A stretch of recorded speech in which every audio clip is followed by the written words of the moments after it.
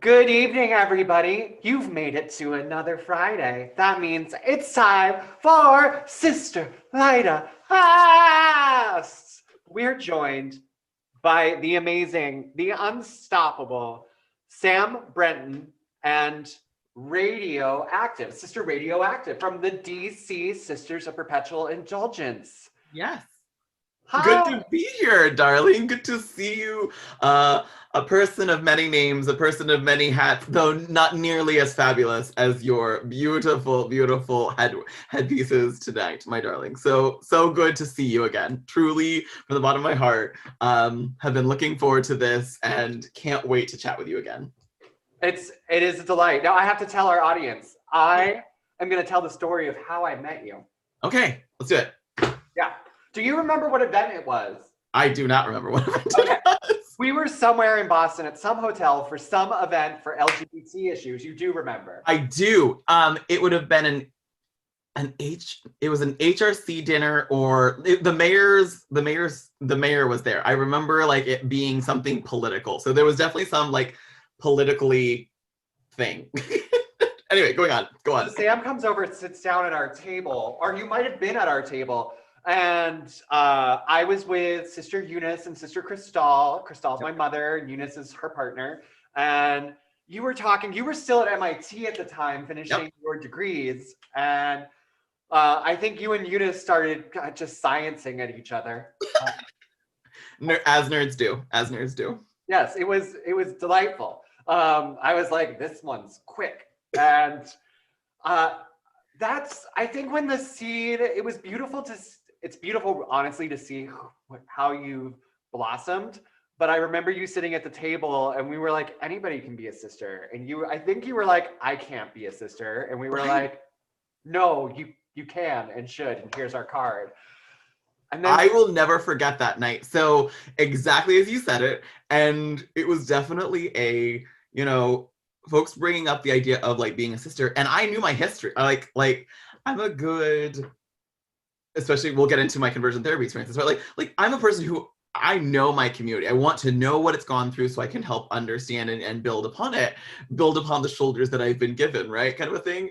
And I very vividly remember, like, I sat down at your table because I considered the sisters to be like gods and goddesses among the people, like, and I still do believe this in a way, right? But it was one of those, like, I'm not ready, I'm not worthy kind of a moment of like, I'm just the nerd at MIT.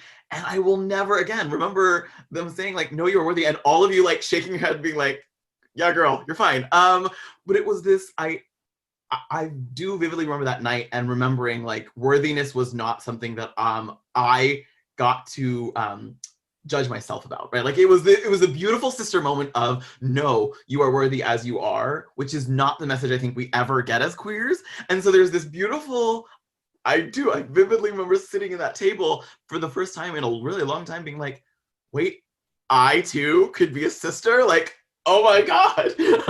this rattling in my brain. Oh my God. Thank you for reminding me of that good story. It's a good, as soon as you said it, oh gosh, I didn't remember which event it was, but now I very vividly remember that night. Oh, so good. it fills me with such happiness because you were already destined for greatness or to do amazing things, but to have been in the room when you got watered and nurtured, I was like, every time I see you have success now, I remember that moment, and I'm like, anybody can become anything as long as they believe in themselves. And are given the proper support. Yeah. Many a sister, many a politician, many a person would have been, wait your turn. Not maybe a sister. I shouldn't speak negative of any other sister. Many a person would have said, you're right.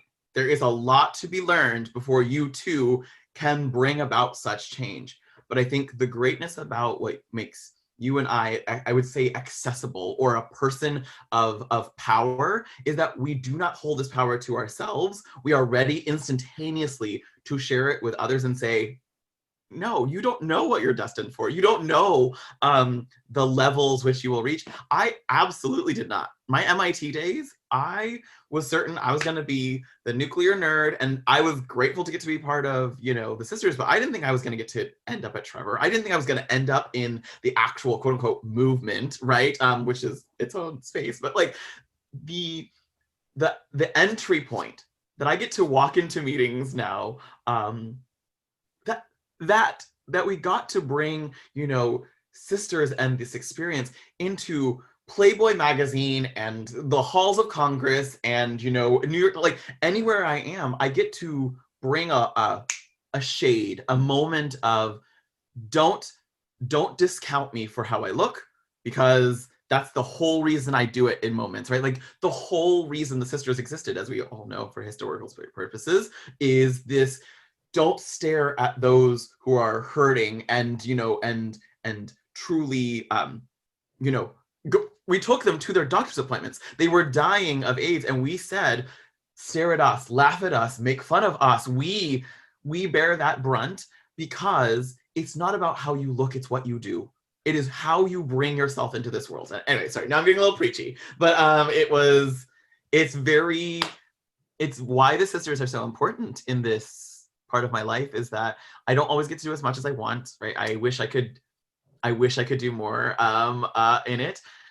Being an abbess was quite the experience. Y'all trained me well, but Jesus, there needs to be like a abbess boot camp. Can you imagine? Oh my God, Lida, can you imagine like boot camp but for abbesses, like all the nun couture and then like digging through the mud and everything? I'm ready for it. Anyway, phone calls that just come in at 2 a.m. with someone crying and you're like, what?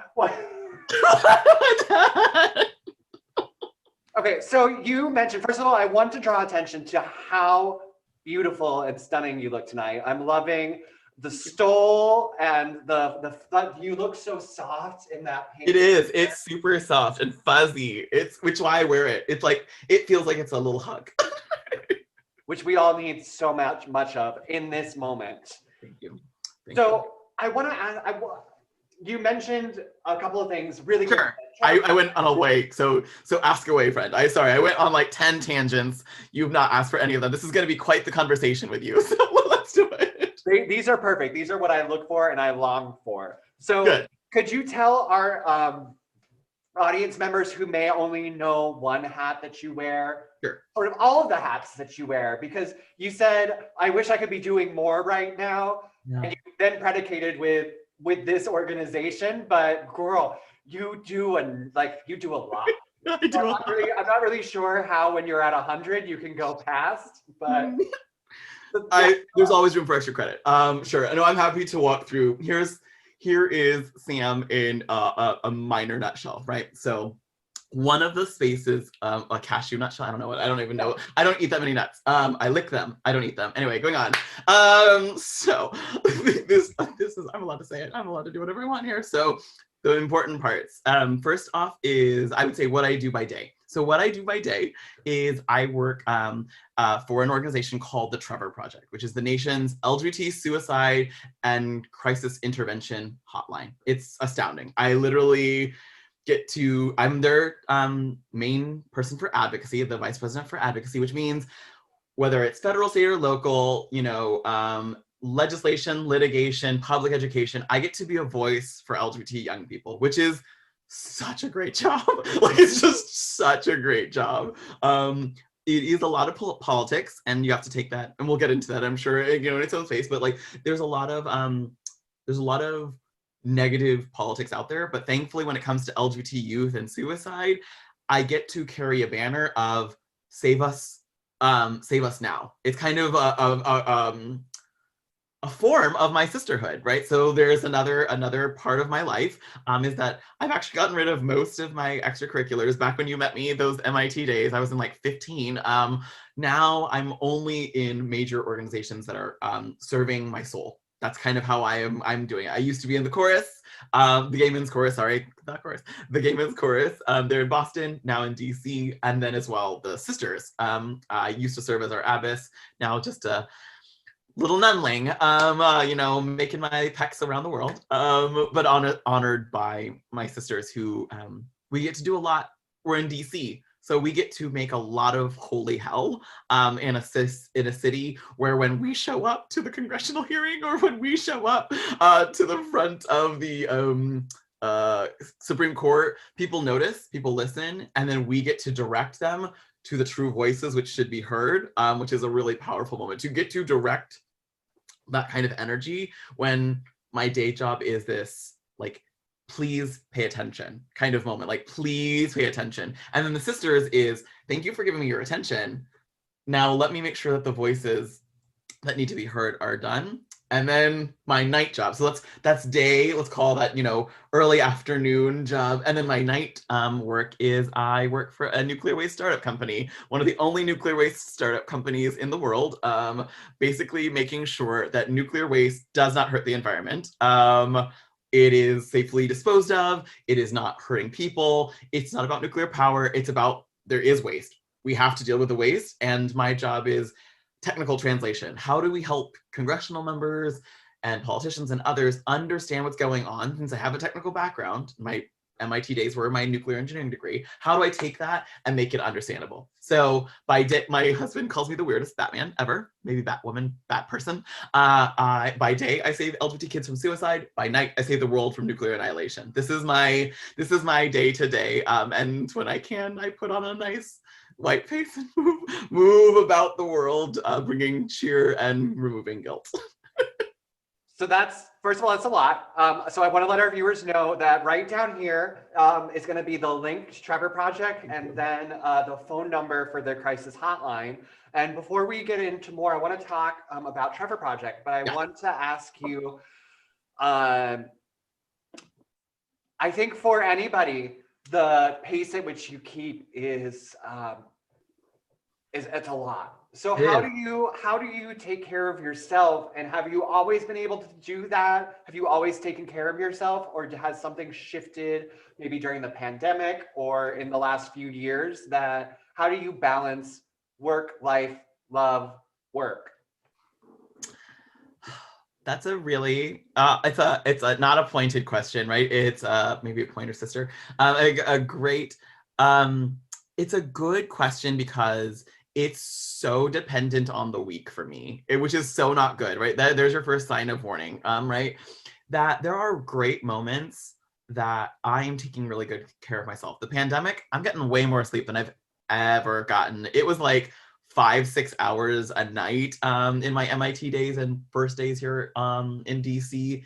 And now we're at like 7 or 8. And like, that's great, Sam. Go you, proud of you for getting that sleep. The challenge for me is turning off my brain. You heard all these things that I'm doing.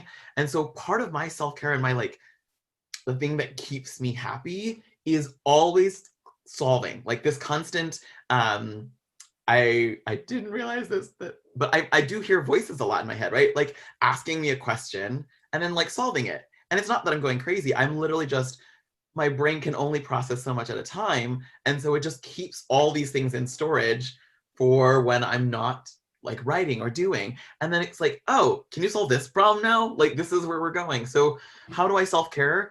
I try to tell it, you know what? I look forward to solving that problem for you later on. Right now, I'm just going to play an hour of video games. And right now, I'm just going to make a smoothie. And right now, I'm going to sing. And right now, I'm going to, I do a lot of more meditation and breathing than I used to, which is great. Go, Sam. I now have time to do that. Pandemics are great for creating time that you didn't think you had. The world gets to tell you that you got some time. I would say the challenge and the reason that I said it's like this week to week thing is because of my history and because of the work that I'm doing, right? So let's say I end at 6 o'clock, right? And then at 8 o'clock, I get the news that we lost someone on the lifeline. And that someone died, right?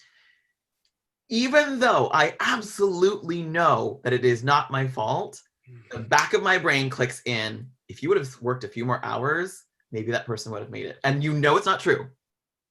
You know it's not true, but your brain clicks in and is always on that precipice. So I think my self-care is keep moving me. I know the precipice exists. That's okay. Like, I work in suicide prevention. I know precipices exist. My job should be to keep stepping back, babe. Just another step back today. So that way, if something bad happens, you may take a step forward, but you're not falling. That's really what my self-care is. It's not about this holistic healing. It's about not falling. For another day, I get to, say, that really hurt. We lost someone. That really hurts me. But I'm going to wake up tomorrow and make the world a better place so that maybe the next person doesn't get to that point. That's all I can do. Anyway, that was a little bit heavy. Sorry about that. But it's really, it's how I self-care is honestly not perfection. It's about goodness. It's about what gets me another day where I get to make a change and do all these things. Hopefully that helps. That does. Wow. That's a really great perspective on self-care. And you said something that I rang with in my mind, which was about when bad things happen, specifically just very, not unforgivable, but loss. When a loss happens and it quakes you to your core, to all of our folks who might also share these feelings, but maybe they're around baking a wrong sourdough or something. It's all about stakes.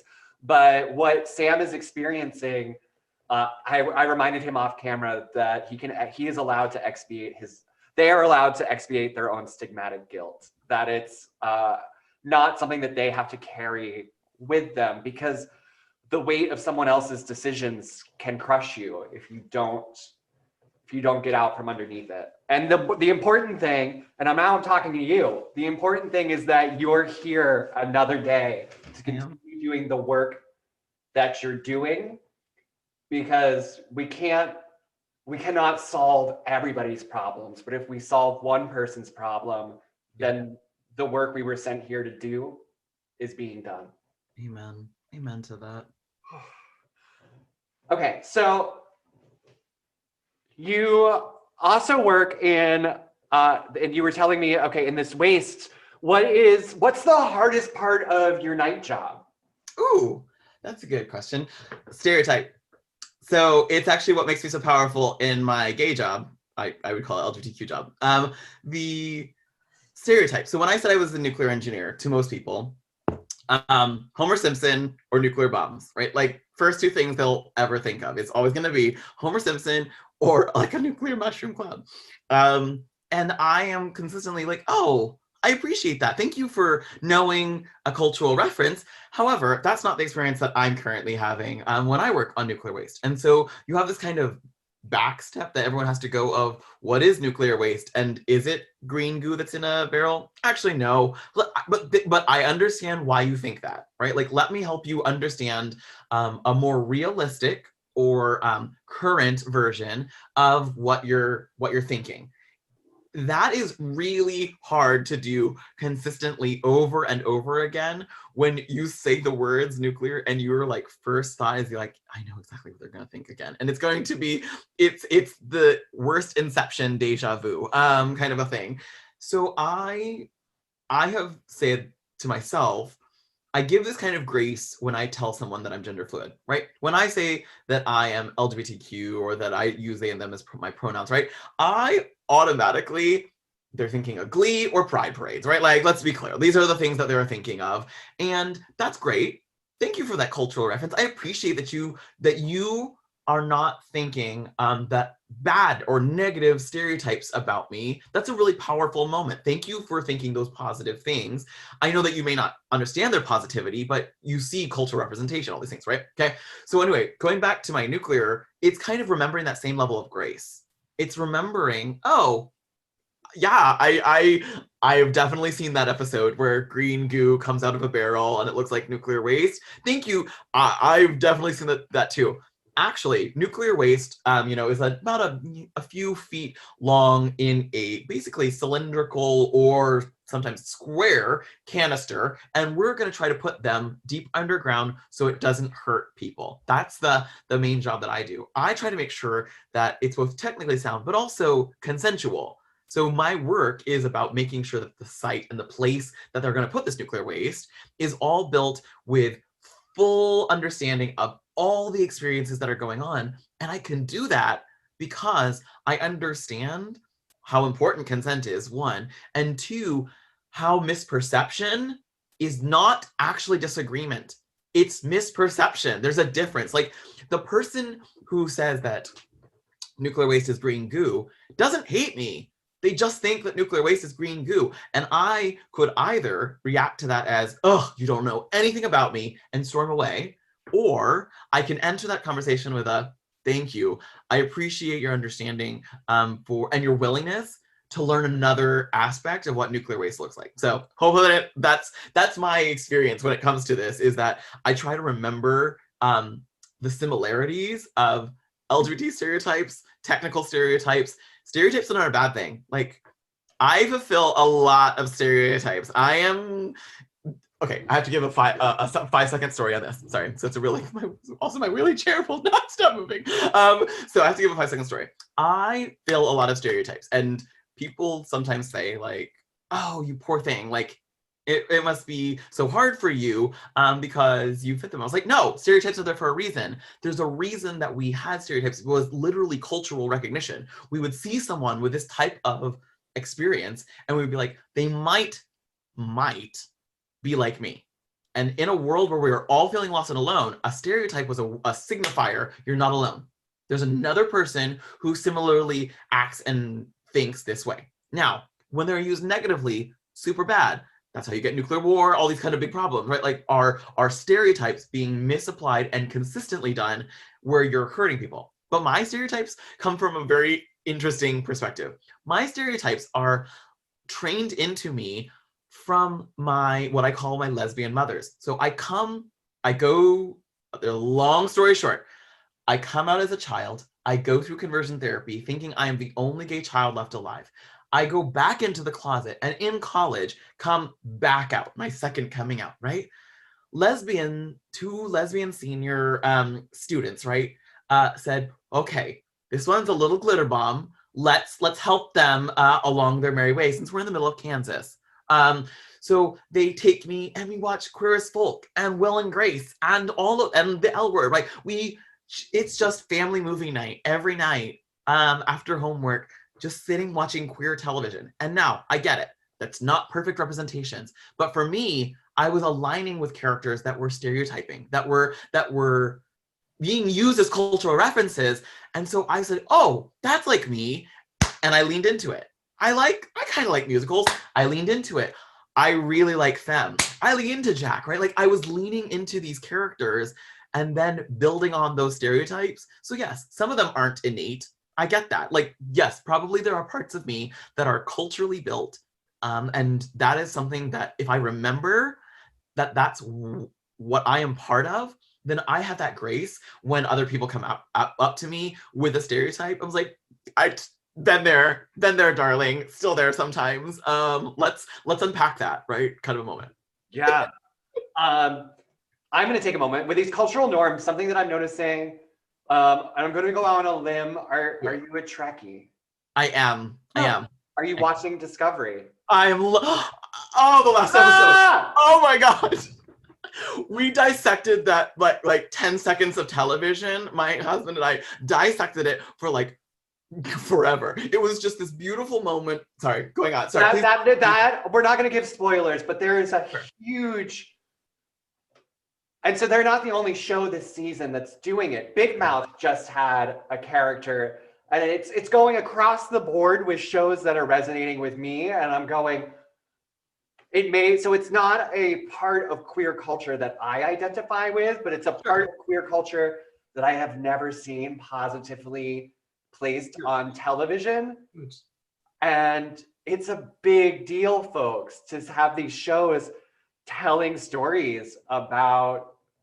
It says to that kid who's out there in Salina, Kansas by themselves that there is a pathway forward. There is something outside of this. There's something bigger than you, and it's waiting. It is waiting with open arms. And You might go, oh, that's just a television show, but it's something that you can play over and over and over again, and it will become the foundation and the bedrock of your future.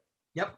Because you know you're not alone. It's like the premise of all of our work at Trevor Project is just trying to get LGBTQ young people to know they're not alone. It's why the sisters are important. Is this, in a crowd, you're not the only one. Like, you can see a sister and you're like, okay, I am not the only one. I am not safe necessarily, but I am not the only one. That is a big deal when in a pandemic, we're all trapped at home, feeling lost and alone and like we're the only ones. That's why, not to be, let's not be negative here, but let's remember reality. Our numbers at the Trevor Project are now sometimes more than double what they were pre-COVID. We are taking so many contacts that's why some of us are holding really long days and we're working a lot of time, is that we've got to answer the calls. And so I think for me, the biggest message that I keep trying to get out to folks is to the young people, no, you're not alone. And to the non-young people who have LGBT young people in their lives, like you, Lida, like just reminding them, hey, it's not good now. I am not trying to silver line this and say it's good. I am saying you're not alone in the feelings that you're having, because that, by its very nature, significantly decreases the ideation of I'm alone, no one will care that I don't make it through, right? No, we're all hurting. No, sorry, not we're all hurting. I am hurting, and many of us are hurting. So know that hurt is a shared experience, and that it doesn't mean we're going to get through it all easily together, but we will be experiencing the same thing. And that means that I would care if you are no longer here with us. Anyway, so a short message that I think is really important for us to remember is the television show isn't reality, but the reality is that it's bad out there, and we have to be reminding each other that we don't know when the bad is going to stop, but we do know that we're in it as sharing experiences. I'm very careful. Notice that I did not say we're in it together, because I think that's actually another big lie that we're getting, is that as sisters, I have had so many like sister karaoke nights, right? And I'm a High School Musical lover, and we're all in this together. I know every line. Okay, just moving on past that moment. But the problem with that song is it's so untrue. It's like, of all musical numbers, we're like, it's just so untrue, because we're not. And as sisters, I think there's this big moment for me of, how do I express that I'm trying to make the world a better place for you, but I may not be successful right away. Mm-hmm. That is really hard. As a sister, as Sam, we bringing us full circle back to that beginning space. Like I hold a lot of hats, and that also means I hold a lot of hearts. A lot of how do I express that I'm trying, and yet, as your second question, also say, me trying means that I have to stop right now. I hurt too much. This week, Wednesday, I'll be super honest with you, my love. I took the day off and just said, I can't.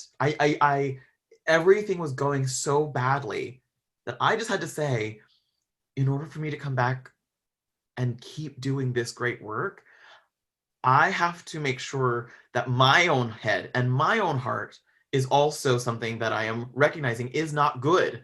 We keep expressing, my job is to be a voice for LGBT young people. So which means most of the time, 90% of the rooms that I'm in, I'm the Pollyanna. While everyone else is like, we're done for, right? Like, political system is broken. I'm like, we're going to be okay. Here's a solution. Dear LGBT young people, you're going to make it through this political moment. And here's how we can do all these things, right? Like, it's very Pollyanna. It's not always, it is true from my intent. It isn't always true for everyone involved, but like, I try, right? But that comes at a cost. Always being the person who says, here's the solution. Instead of saying we can't, we can, that comes at a cost for your own, when you don't see the path, when you don't, we can yourself, you're kind of, okay, now what? Like, there's no Sam for Sam. That's why I have to be the Sam for Sam, right? I have to be Ray D for Sam. I have to try to anyway, I'm waxing poetic. It's hard to keep that in sight and in heart all the time.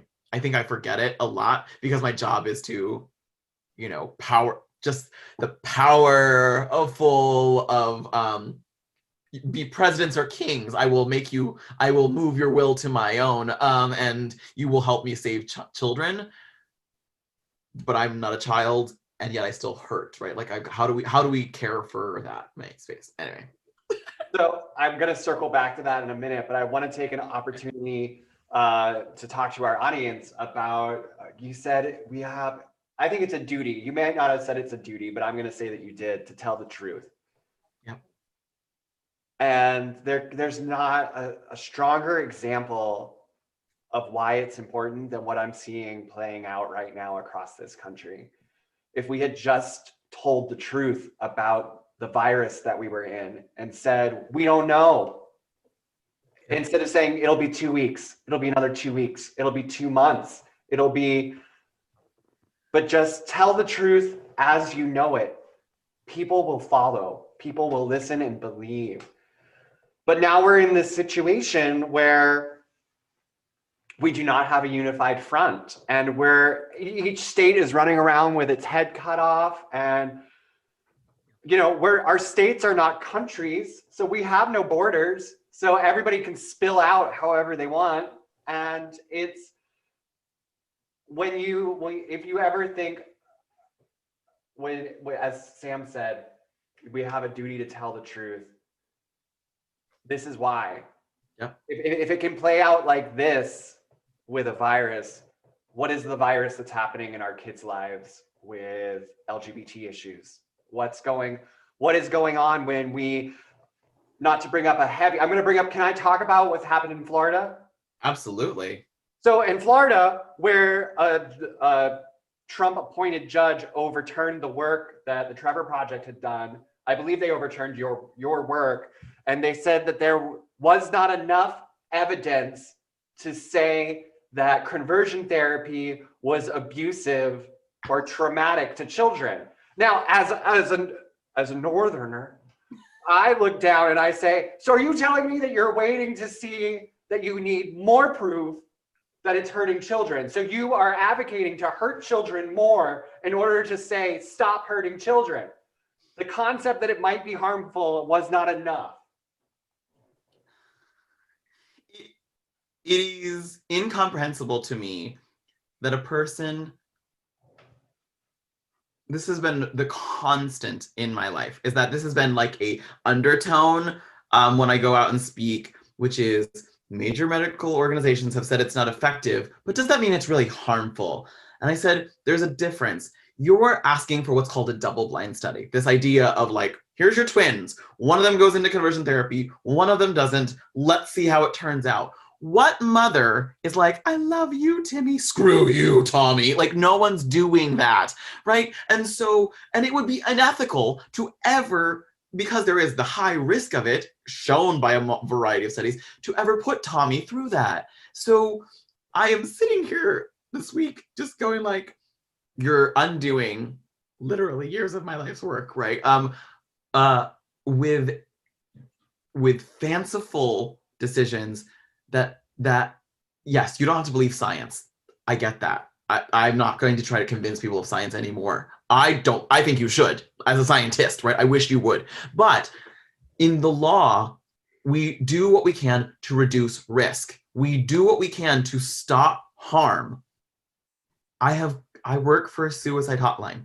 People do not call me after experiencing conversion therapy because they're happy about it. They're experiencing suicidal ideation.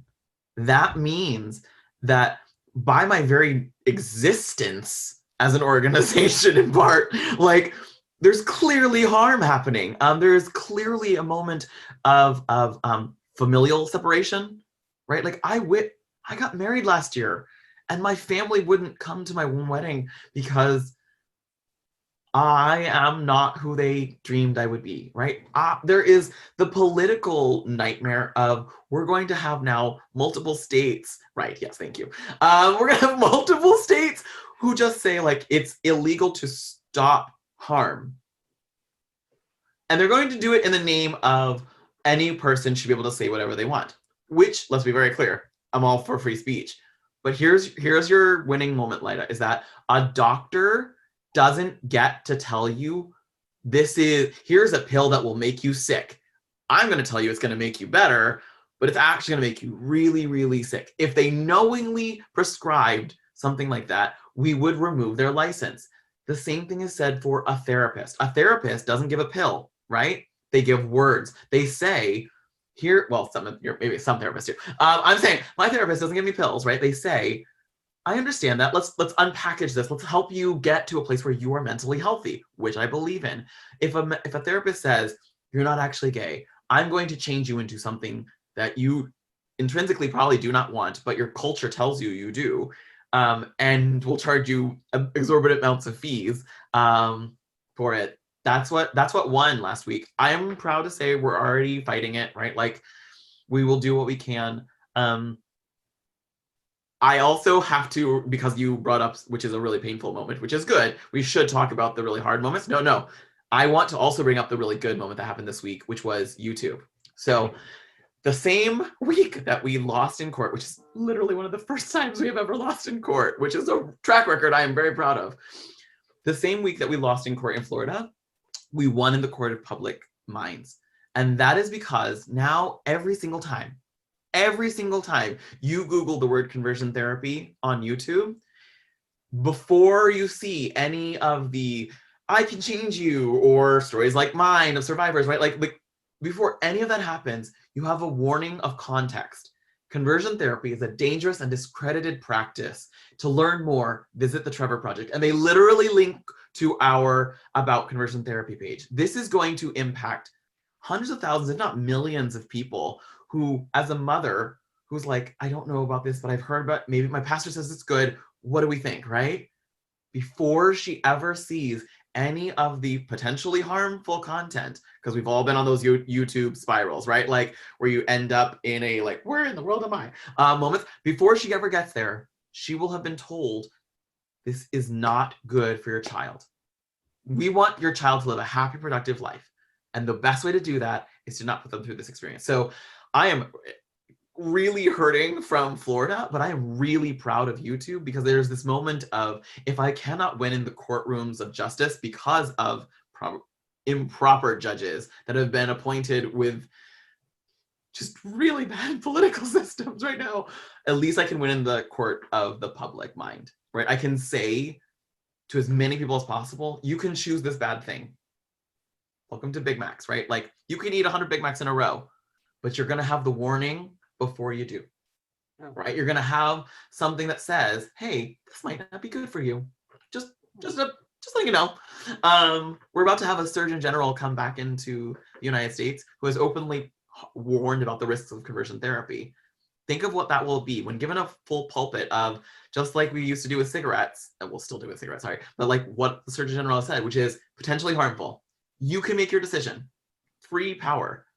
But you need to know about the harm. Anyway. You get me started on conversion therapy and I can go a mile a minute. It's so exciting to me to, and my dog, it's so exciting to me that the issue I have dedicated my life to is kind of kicking butt and taking names. 20 states in a matter of a couple of years, we are passing a law ending conversion therapy every other month. Literally every other month. If anybody wants to find out more about that, the link is going to be down below. Okay, so I want to ask you something that I ask everybody, but through a unique lens, in my opinion.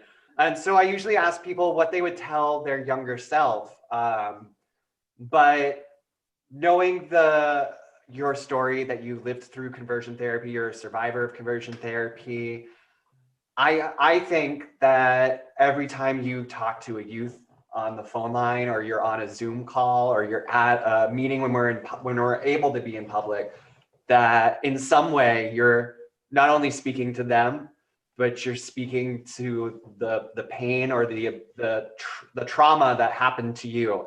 So what do you tell? What's one thing that you tell the young folks out there that are scared? It's a great question, Lida, because one would think that it's super personal, that like with each person you change it up, you make it unique to them. But there is a constant, in scientific terms, a universal constant, right? Like gravity, that always is something that I try to get across to LGBT young people, because I wish that, again, someone would have said it to me, which is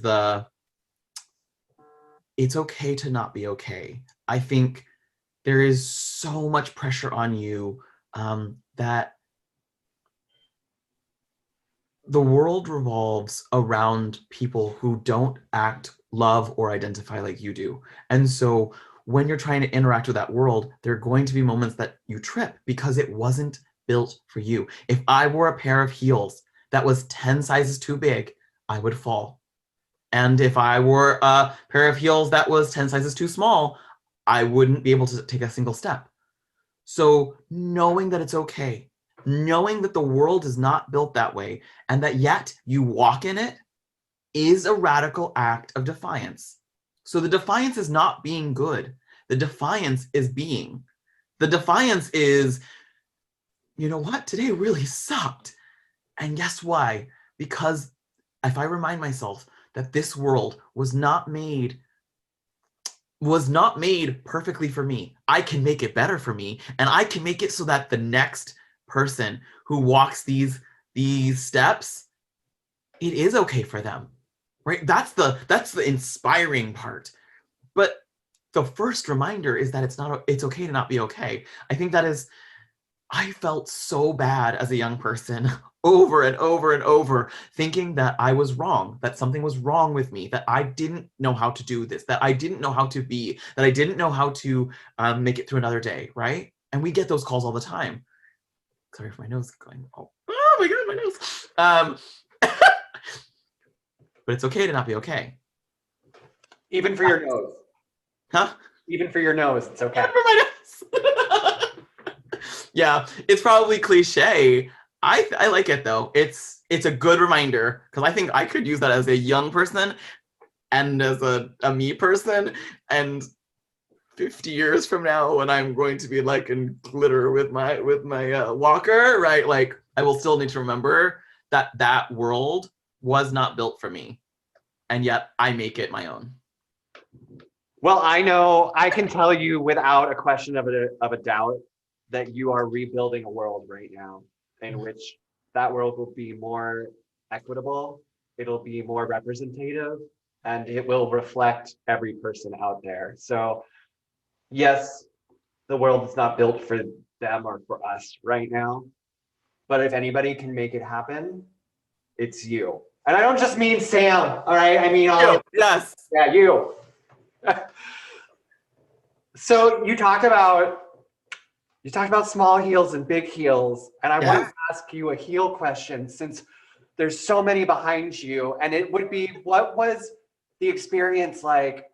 Because I know who you are. So what was that experience like when you took your first steps into the Hall of Congress in stilettos? There's a word that we use called, the word that we all understand of, empowerment, right? The empowerment of being yourself in a place of power where there hasn't been people walking like you before. I am the first gender fluid person to openly be myself in Congress. I'm not serving in Congress, to be very clear. There has not been any of them yet. Who knows, maybe I'll run someday. But the important part was that I remember the first day, I'm nervous because, like any performer, right? I was performing my life. This was going to be a moment where I was going to be judged by how I looked, not by what I knew. I knew that I can disarm a nuclear bomb. I know that I know how to pass a bill, but the people seeing me were not going to see that. They were going to see a stiletto. And this was the stiletto. So yes, very, very makes you want a hot dog real bad. Moment. I walk through Congress, and I will never forget, first day, all the walls, all of the halls of Congress are made of marble. So it's very loud. It's why I love stilettos, right? Very, very loud. Which is probably why a lot of women don't wear them in Congress, because they're very loud. But I am walking down, and there's a lot of corners, right? A lot of corners. So I'm walking down one path, and I can hear people walking the other way. They turned the corner clearly expecting a woman. Like, there is no world that they were not expecting a woman. They see me, they know me. This is a member of Congress. I won't give you the name because I think it's not appropriate to like to dishonor them that way. But there was this moment of that blink. We've all seen it like in cartoons, like blink, blink, blink, moment.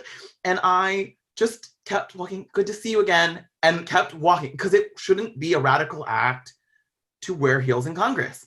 It wasn't my job to educate you on why I was wearing them. It wasn't my job to make a big moment of it. It was a good to see you again, Congressman, and kept moving and walking. Now, I definitely opened eyes, and a lot of people have said this, that one of the reasons a lot of congressional members know me in DC is because I definitely stand out, right? Like, I don't look like every other lobbyist who's in a black suit, black tie, or whatever, right? Like I am that pink bubble in the middle of it, which helps me get across to people, hey, it's hard to get your attention.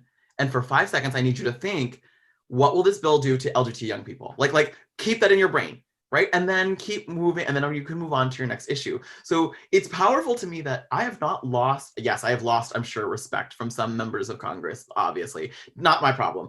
I have gained a lot of respect, and since that first day, I am so much less fearful. I will literally now, obviously, will have like sneakers on, but then in the taxi or whatever on the way to Congress, be putting on my heels, because I have a reputation to maintain now. And always, there's a reason I have 52 pair. I have barely ever worn the same pair of heels to Congress 2 times in a row. Like, every once in a while makes the matchup, but like, there's a lot of options there, and each of them get to bring a little bit of my identity into an expression. I was having a conversation with a young person today about this. Let's be very clear. My heels do not define my sexuality, do not define my identity. They are expressions of my gender identity, which is gender fluid. But they have nothing to do with my actual identity itself, because my identity is not tied to a pair of heels. My identity is internal. So just as a reminder to my awesome audience folks, just because you see a person wearing heels does not make them gender fluid, does not make them trans. It is an expression. They are getting to express something about themselves, and they may not express that tomorrow. Or they may, it's up to them. So just as a good reminder, whether it's Congress or the supermarket, gender is an identity and expression is different. Yes. So what is now, is that American flag heel, is that your favorite heel, or is there one on the wall that stands out amongst the rest? It's not, because it's not as comfortable anymore. I love a good pair that's actually comfortable. Let me think here. Yes. Oh my God, they're so tall. Okay. So, super pretty, right? Yeah. Jimmy Choo, so actual, like, real. Also, obviously, so high, because I don't wear it very often. These were the heels that I got to wear down the red carpet for the Oscars, which is just a life-changing moment, but it was also the first pair of heels that others bought for me. Almost every one of these pair of heels is not necessarily gifts, right? Like, I get them from cheap places, but they're mine, right? They're mine that I've bought and I've put together. I mean, there may be 1 or 2 gifts, but like, very rare. These heels, I told everyone with like a week's notice, hey, oh my gosh, I just got invited. I get to go to walk the red carpet of the Oscars. This is a dream come true. There's a gorgeous gown that an individual in Texas, like, quick couture made for me, that I got to walk down the aisle, walk down the aisle for my wedding, and then got to wear it for the Oscars, right? Like, this really, really powerful moment. But those heels were like a GoFundMe that went really viral of Sam wears these heels in the halls of Congress all the time in places that are not safe for them to necessarily wear them. We need to give them the perfect, slippers, the perfect princess slippers for this night. I got hugs from Chadwick Boseman about my heels. Meryl Streep helped me with my lipstick in those heels. I got to experience for a split second, not normalcy, but the idea of my identity was not a distraction. It was something that people who have millions of eyes on them at all times see as innate, as part of me. Like, they were like, you wear this as if it's what you wear on a Tuesday, and it wasn't. I don't wear these things on a Tuesday. I do not, literally, there was a reason it's on the top shelf, right? I don't wear them, but but it is about feeling comfortable in your own shoes. I was literally knowing who all had, had one less Starbucks, did a one less movie night at a theater because they wanted to give me these shoes so I could be my best and feel my best for a day that would be an amazing life memory. So yeah, those are my favorite heels. I also should really wear them more. Now that I'm looking at them, I'm like, God, they're really pretty. Especially in the age of COVID, what I should do is I should just like put them on more and just like sitting at my desk. It doesn't matter. No one can see them. But like, or I could do here we go. I can do this. I can do the just the like moment of on the meeting, just like the random shoes. Yeah. That's all. So I have one last question for you. Okay.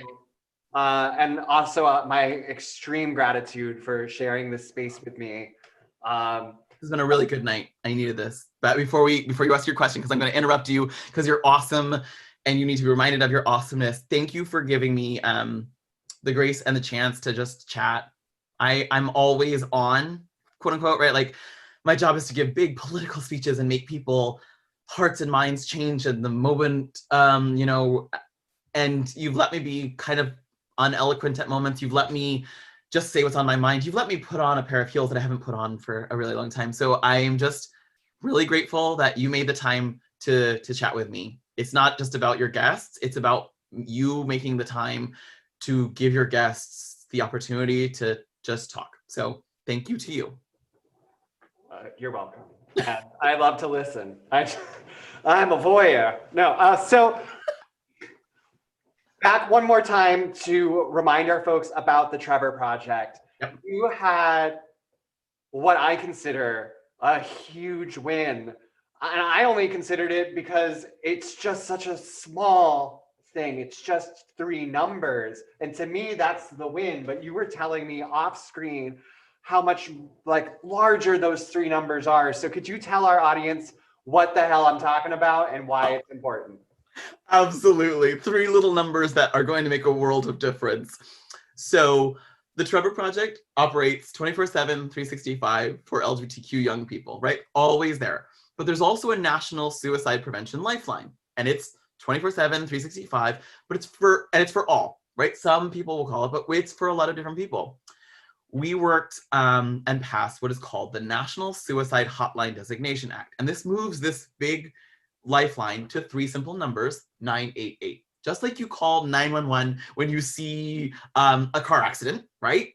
You will call 988 when you're having a mentally healthy bad day. Like this moment of, I feel lost, I feel alone, I don't know what to do. It will equate these moments so that you don't feel bad for asking for help, which is so revolutionary. Now, the reason that I am and Trevor Project are so proud of this moment is that it is the first time in history that a unanimous bill made it through both the Senate and the House and was signed by a Republican president ever, or any president, right?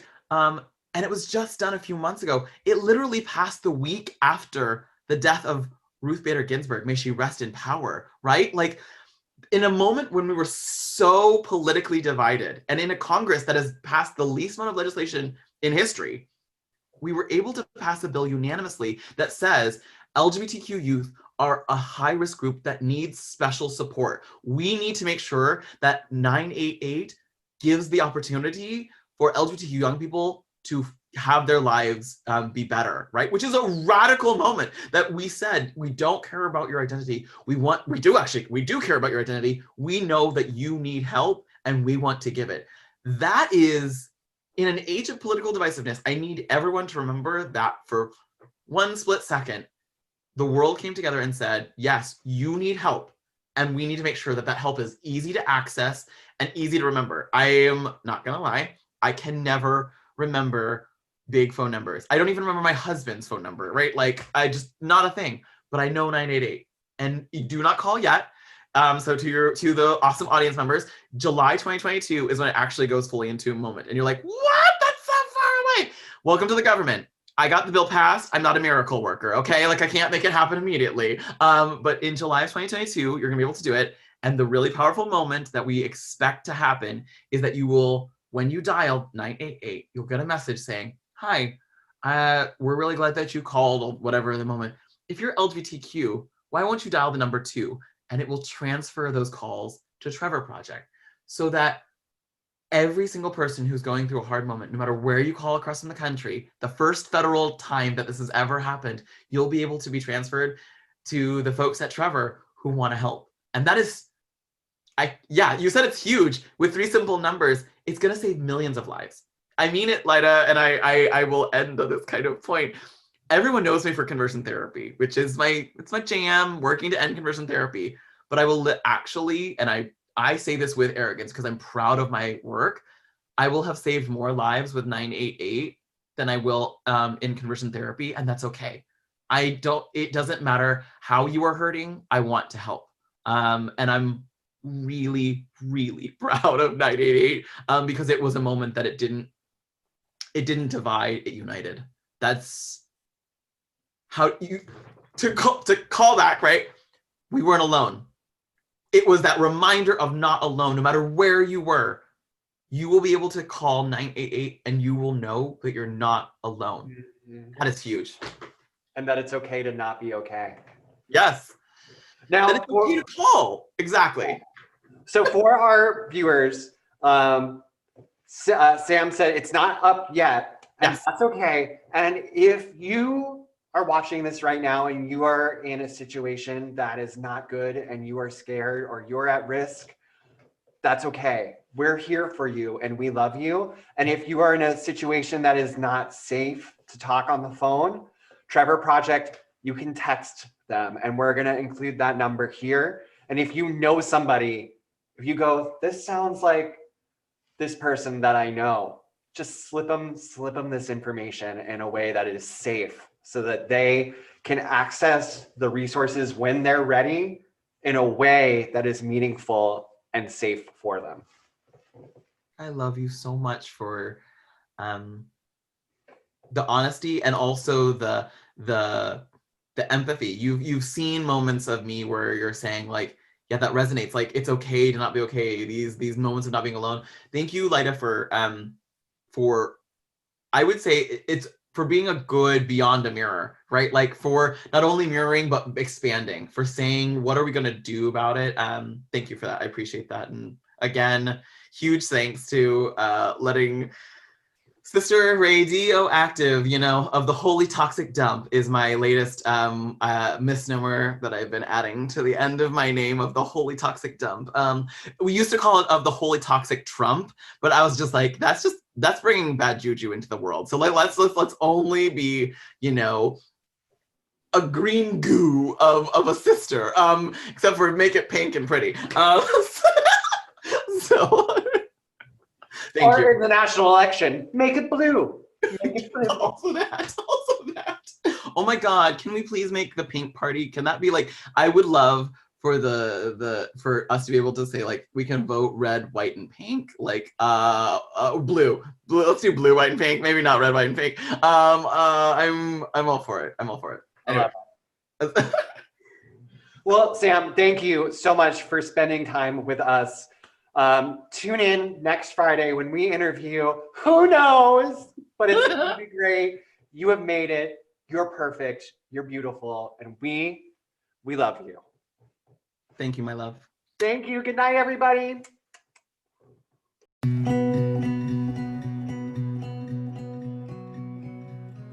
Hello, everybody. I'm Sister Heidi Sens. And I'm Sister Faith in Humanity. And I'm Sister Angioplasty. And we're from the Boston Sisters of Perpetual Indulgence. We know that the world feels a bit upside down right now.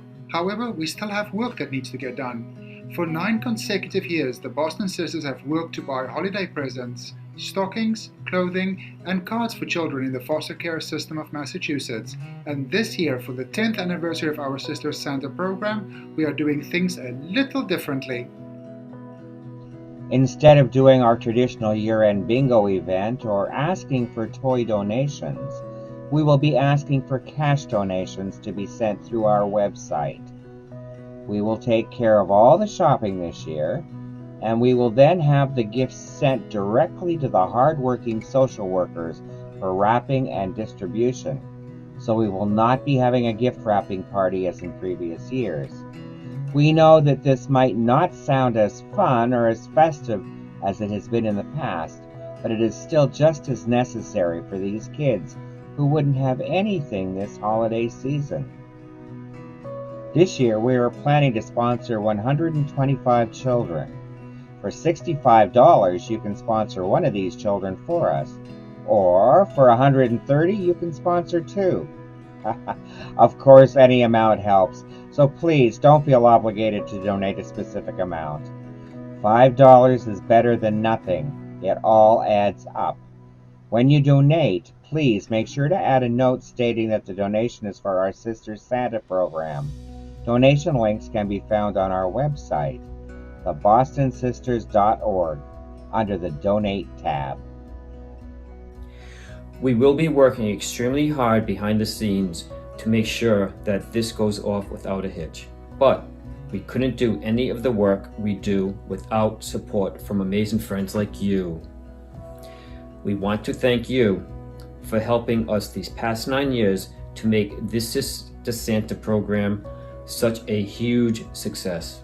With your assistance, we have provided gifts for over 1,000 children in the foster care system of Massachusetts. And if you can't help us financially this year, that's okay. We know that this year has seen a lot of purse strings get tightened. We hope that you will consider other ways to help out your community this holiday season. Look for social assistance programs, reach out to your local churches and youth groups. Donate your time, energy, or other resources. There is so much good to be done in this world. Go out and find it. So, from the Boston Sisters to you, please accept our sincerest, warm wishes for a happy, healthy, and joyous end of the year. Happy holidays, everybody! Happy holidays!